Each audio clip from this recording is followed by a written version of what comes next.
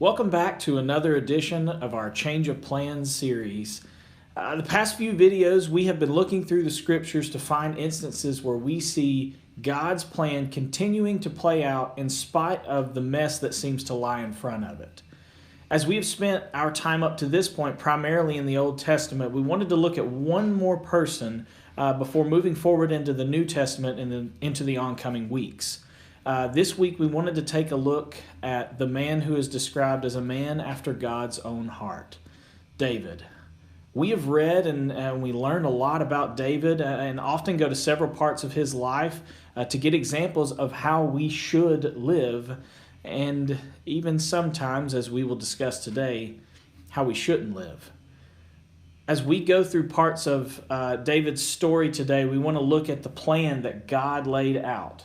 We will see how David veered just a little bit. Of course, that may be an understatement by the time we are done, but how he veered away from God's plan, and ultimately how God was still able to work his plan through all of that. So as we start out in First Samuel, we'll be starting in chapter 16, and that's when we first get introduced to David as one of the several sons of Jesse. After God has rejected Saul in chapter 15 of 1 Samuel, Samuel has commanded to go and anoint one of the sons of Jesse to become king. Samuel has shown the rest of Jesse's son before he has shown David, the youngest, and the Lord tells him that this is the one to be anointed king. And we read right there, we're told in verse 13 of 1 Samuel 16, "Then Samuel took the horn of oil and anointed him in the midst of his brothers. And the Spirit of the Lord rushed upon David from that day forward." So what we see here is the Lord laying out his plan through Samuel. David, the youngest son of Jesse, is supposed to play an important role in God's plan. He is going to be king of Israel. That's a pretty big deal. Something to note, though, when David is anointed king, the previous king, Saul, is still alive and reigning. So we say he's the previous king. Truthfully, he is the current king even when David has been anointed. So David doesn't take his rightful place as king for another several years. Shortly after this anointing in chapter 17, David takes on Goliath, which is a story that we all know and well. And spoilers for those who may not know how it ends, David wins. In 1 Samuel 18, we find out that David has become quite the warrior at this point. So much so that apparently there is a song made about him, and we read about it there in verse 7 of chapter 18, where they say, "Saul has struck down his thousands, but David his 10,000s." Whether that's an exaggeration or not, we really don't know, but what we do know is that this made Saul, the king, very angry and very jealous. So then from 1 Samuel 19 all the way through 1 Samuel 31, and for the rest of his life, King Saul, well, he pretty much commits all of his life to trying to kill the future King David because of all this that has happened, because of his anger and his jealousy that has built up. So when King Saul eventually dies, we see something interesting about David's reaction. He doesn't rejoice, but rather he mourns the fact that God's first anointed king has now passed. David takes up the mantle as anointed king, though only at first as the king of Judah, because one of Saul's commanders sets up a son of Saul to take that place as a false successor to the king, to the throne, and to be king over Israel. Eventually, this false king is also murdered, which someone brings the news to David, thinking that David would be very happy about the assassination of this king. But David again mourns the death and has the assassins killed for their part in this unjust murder. In 2 Samuel 5, David is finally anointed king over all of Israel. And after that, David goes into Jerusalem, takes over the city, and finally brings the Ark of the Covenant into Jerusalem, where it will stay permanently when the temple has been built. So one night in 2 Samuel chapter 7, David realizes that he is living in this really nice palace that was built for him. and he's enjoying all the comforts of that, but he realizes that God is still dwelling in a tent, in the tabernacle. Of course, God doesn't dwell like completely in the tabernacle, but that's where his special presence is. So God dwells there in a sense among the people of Israel. But David kind of looks at the situation and thinks something's not right here. So he decides that he wants to make a more permanent dwelling of God, this temple that Casey mentioned. And it's because of this thought that David has that God makes a covenant with David. When this covenant, within this covenant is the promise that the throne of David will exist forever in Israel. It will be an eternal throne, and that David's son would be the one to build the house of God, aka this temple. This is a really big moment, this covenant that God makes with David. It's a really big moment in the life of David, and it still impacts us today. And we're going to talk about that more toward the end of today. The whole story of David, from the beginning in 1 Samuel chapter 16 all the way to 2 Samuel chapter 10, this whole story displays David's godly character and his continual reliance on God. In the confrontation with Goliath, he doesn't rely on his own strength, but the strength of God. That's what the text tells us. When Saul was chasing David for years and years, and Saul was trying to kill David, David was given multiple opportunities to assassinate King Saul when no one was looking. But he repeatedly lets him go, stating that he will not lay his hands on or he will not harm the Lord's anointed king. And it's weird when Saul dies, like Casey said, David doesn't even celebrate. He mourns. He mourns for the guy who pursued him for years trying to murder him. At every turn, David shows himself to be exactly what he is called in 1 Samuel chapter 13, a man after God's own heart. If this David were here with us today, this is the guy that we would all look up to as a role model for faithfulness to God. We would all try to pattern our lives after the life that he lived. And that's part of the design of the story. It's so that we can kind of put David up on a pedestal.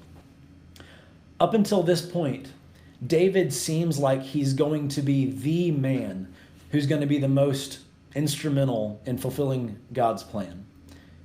He's been chosen as this king. He's supposed to be a better replacement for Saul. His family is going to build God a temple on earth. He's this great and humble, compassionate leader.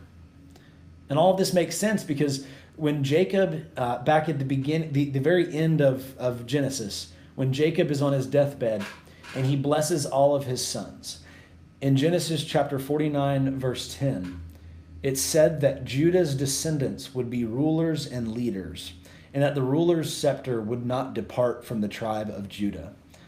This passage is quoted much later to talk about how the ultimate Messiah would be this king coming from the line of Judah. But the first person that this prophecy about Judah could apply to is David. David is the first ruler, or the first king from the tribe of Judah. And so it's natural to think that this king is going to be an incredible king.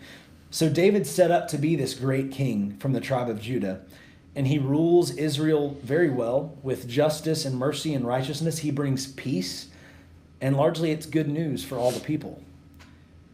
It's good news until we get to 2 Samuel chapter 11. And we're going to read from 2 Samuel chapter 11. We'll start just with the first verse. So read with me 2 Samuel 11, chapter 1. In the spring of the year, at the time when kings go out to battle, David sent Joab and his servants with him and all Israel, and they ravaged the Ammonites and besieged Rabbah, but David remained at Jerusalem. See, this is where that first change of plans happens.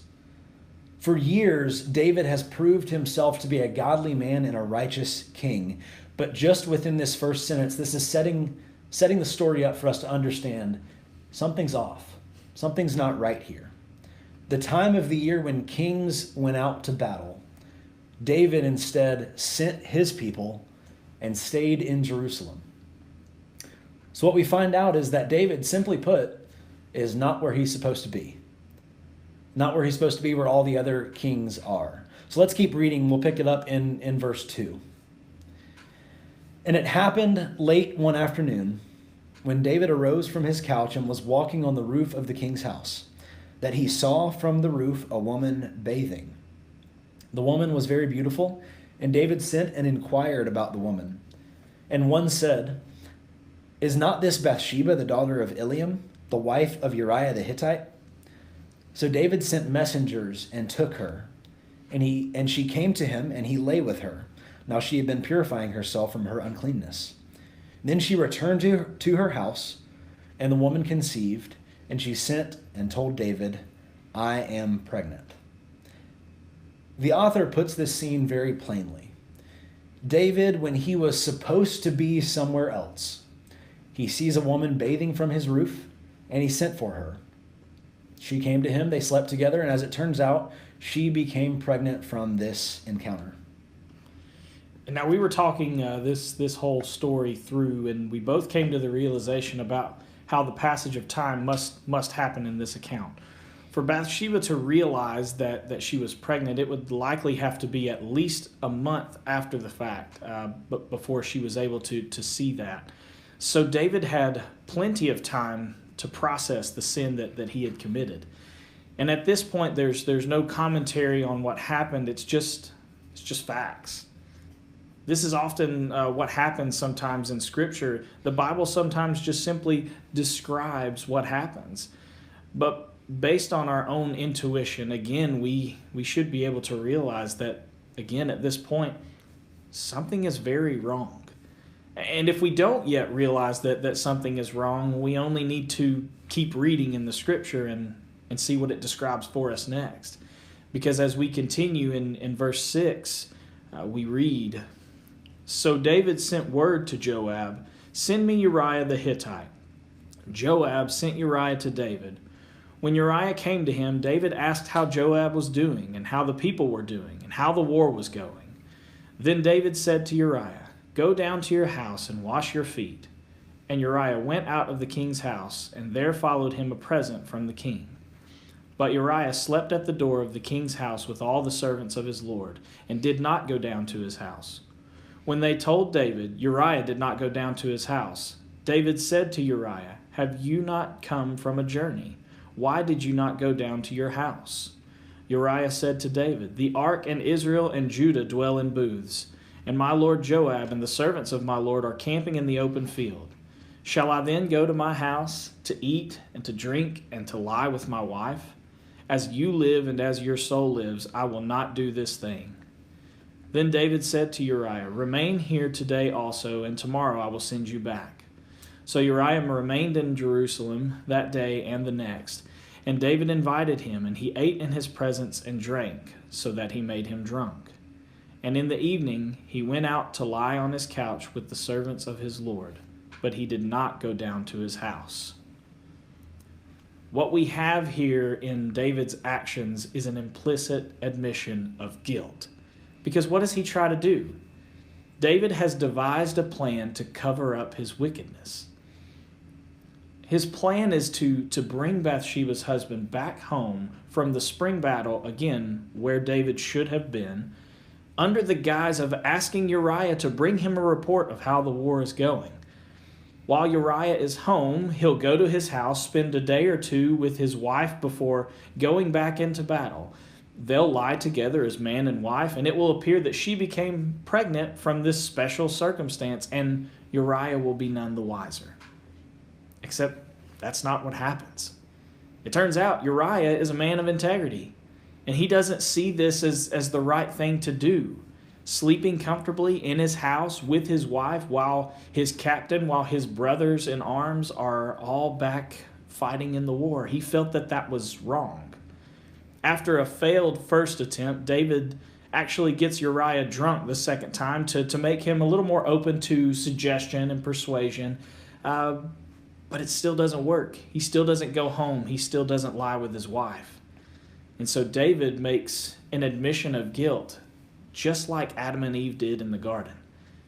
This is David's attempt to sew fig leaves together to cover up his sin. But his cover-up is very thinly veiled. So David tries to go for a next step in his plan. As we continue reading, we start in verse 14 and we read, "In the morning, David wrote a letter to Joab and sent it by the hand of Uriah.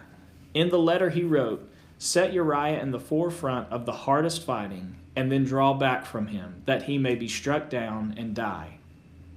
And Joab was besieging the city. He assigned Uriah to the place where he knew there were valiant men. And the men of the city came out and fought with Joab, and some of the servants of David among the people fell. Uriah the Hittite also died." David's first attempt at covering his sin did not work.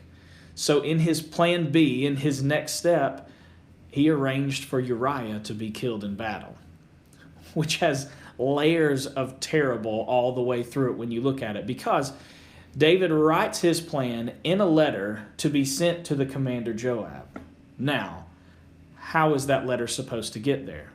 Well, of course, David, knowing that Uriah is a man of integrity, he puts the letter in his hands. Uriah is set to hand deliver his own death sentence. And David knows that he's not going to take even a second to look at it. And as we continue reading, we see that David's plan goes all the way through. We'll pick it up again in verse 26 of the same chapter. "When the wife of Uriah heard that Uriah, her husband, was dead, she lamented over her husband. And when the mourning was over, David sent and brought her to his house, and she became his wife and bore him a son. But the thing that David had done displeased the Lord." In the end of this scene, the news of Uriah's death gets back to Bathsheba, and it crushes her as it would anyone. When she was done with her time of intense mourning, David swoops in and vows to care for her and to be her husband so that she's taken care of. Likely, Bathsheba not even knowing that Uriah's death was orchestrated by this man who stole her from him months beforehand and now has taken her as his wife. And again, it's put plainly without a lot of commentary or emotion, but we get at the very end, the Lord was displeased with what David had done. Well, of course he was. If this account doesn't fuel a little bit of righteous anger in you for what took place, then you may not have been paying full attention to what just happened.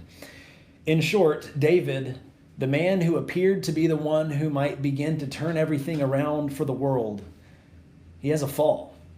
He has a big fall. The power given to him as king has turned out to be a corruptible power because he's used his kingly power and influence to force himself on another man's wife. And there have been discussions in the past of Bathsheba's compliance and all of this, but that's by no means at all the point of the story. This was David's problem. This was David's corruption, not Bathsheba's. He held the power in this situation. And it seems that he had in his mind that his power afforded him the ability to have what and who he wanted. And when the powerful fell, he quickly began to devise plans to cover up this scandal, no matter what the cost, even at the cost of an innocent husband, even if he needs to die in the process. David's sexual sin and murderous heart are not parts of his story that should be swept under the rug or looked over as just a little blip on the screen, because this is supposed to be a big deal in his narrative. David has been built up for his whole story as this incredible godly leader. But as the old saying goes, the higher they are, the harder they fall. We hail David as a biblical hero, and rightfully so in many ways. He did a lot of great things, but David is not the ultimate hero. As it turns out, something's very wrong with David, just like there's something very wrong with all of us. David's heart is infected with sin, and he, just like us, has to recognize that God's plan and our plan, they don't always line up. And what seemed like God's plan for David to be the king who would turn the hearts of the people to God, it turns out to be yet another one that seeks to change that plan and to go their own way. When we read things like this in Scripture, we might think in the back of our minds, where is God in all of this? The reality is that God was here and God was there all along. And just like in the garden when God asks Adam and Eve after they sinned, "Where are you?" We know in that situation, it's not as if God actually was asking a real question where he didn't know where they were. He knew everything that had already taken place. It's the same thing with David. God already knows what's happened in David's heart as a result of his actions. David thinks he's covered his tracks well, but God is about to show him what he's truly done. In chapter 12, we begin to see how God is going to get to work in the mess that David created, because God sends a messenger named Nathan. Pick up with me in 2 Samuel chapter 12, and we'll start reading in verse 1. "And the Lord sent Nathan to David. He came to him and said to him, 'There were two men in a certain city, one rich and the other poor. The rich man had very many flocks and herds, but the poor man had nothing but one little ewe lamb, which he had bought. And he brought it up, and it grew up with him and with his children. He used to eat his morsel and drink from his cup and lie in his arms, and it was like a daughter to him.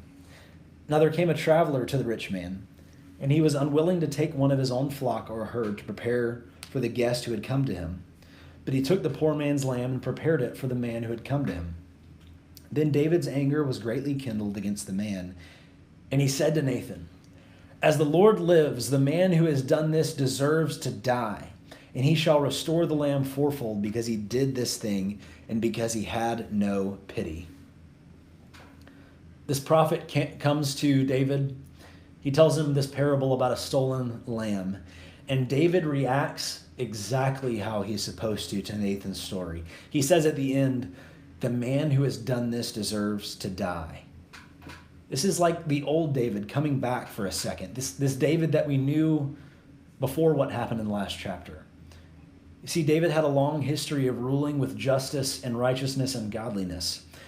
However, the irony in this story is that David seems to miss the application of justice when it comes to his own sins. He doesn't yet realize what Nathan is setting him up for. After David's good reaction, Nathan delivers the blow to him. He says, "David, you are that man in the story. You stole Uriah's wife. On top of that, you murdered her husband." So Nathan delivers this message of God's punishment to David after that initial bit. From verses 10 through 14, Nathan delivers the message that, as of now, the sword will not depart from your house, David, and that God will raise up evil in David's household, and eventually David's own wives will be stolen from him, just as he stole Bathsheba.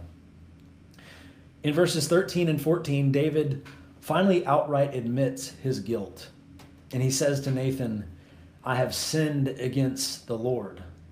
Yeah, understatement. He also sinned against a woman and a man who's dead now. Nathan tells David that the Lord has put away David's sin.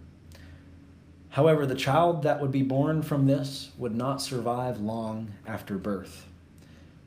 And when the child's born, David actually fasts and prays before the Lord. He doesn't eat anything. He spends the 7 days that child is alive after birth, hoping that God would be gracious to him and that he would cause the child to live.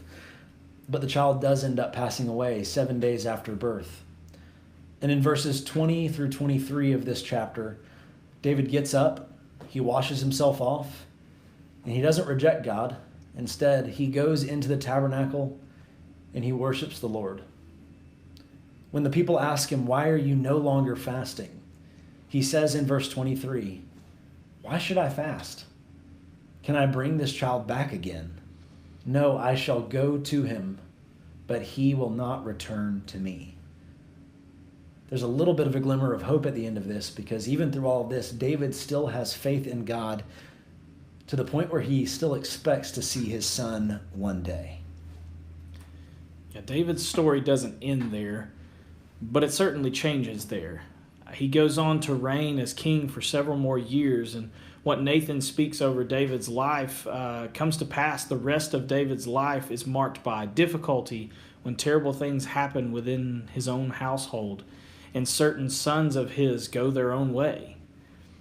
But after what happens with his adulterous theft of Bathsheba and the murder of Uriah, David pens a well-known and beloved psalm, Psalm 51, which will be pointed to in the discussion material later on.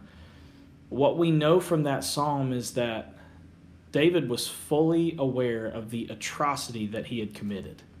He repents and continues his life in pursuit of God, asking for forgiveness and committing himself to God once again. In the next section of 2 Samuel, in chapter 12, 24 and 25, we read about the birth of Solomon, who will be the next king, who will eventually build the temple and do lots of great things and a whole lot of not so great things. So we still might be asking ourselves, how is God involved in all of this mess? It kind of seems like the mess gets messier when God does get involved. And this is one of those moments when we think like that. This is one of those moments where we have to be content to realize that our timeline of the way we would have planned to save the world and God's timeline for how he will save the world are not the same at all. Because God still works his plan even through the mess that happens after David falls. And after Solomon rises and falls. After Solomon, the kingdom is divided, and though the descendants of David continue to rule, there remain a continual pattern of kings who rise up and then they fall. And even when a good one comes along, they still die. And when they're gone, the good is gone. In the Davidic line of kings, God shows the people of Israel over and over and over again that in reality, there are no good human kings. Everyone is a mixed bag. Everyone falls, and eventually because sin has a 100% infection rate.